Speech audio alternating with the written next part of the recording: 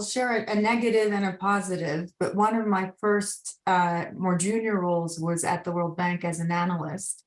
And I thought at the time, coming to the Mecca of international development in Washington, D.C., and believing in the Bretton Woods institutions, that this was going to be my career. And there's nothing more, it was a very rude awakening, because if you really care about international economic development, and you understand kind of in the belly of the beast what these massive financial organizations are about, it was, I felt like it was anti-entrepreneurial, anti-creative in a lot of ways.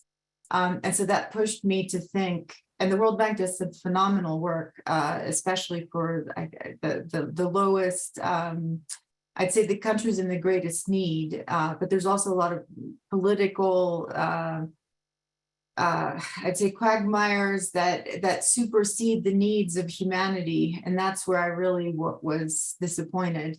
And so I was looking for something else, and so as a result, in 1999 and 2000, I realized there were USAID projects funding microfinance institutions supporting women.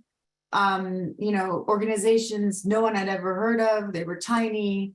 They were nonprofits at the time that later became banks. So the positive experience that ensued for me after the World Bank was, and we were discussing this before, going to Central Asia. I also worked in Russia, Far East, and Sakhalin, and in Kazakhstan and Uzbekistan, and looking at, developing new financial organizations that were supporting women entrepreneurs through group loans and some individual lending. And it's through that experience that I realized business can be a force for good, but also business can be way more personal, much more humane, depending on size and mission and intervention and products and services.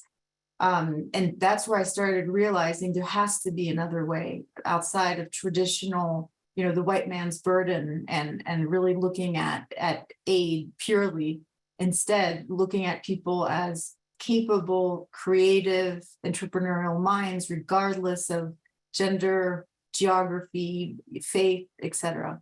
So I'd say my microfinance experience is what really got me very enthused about the world of business for change.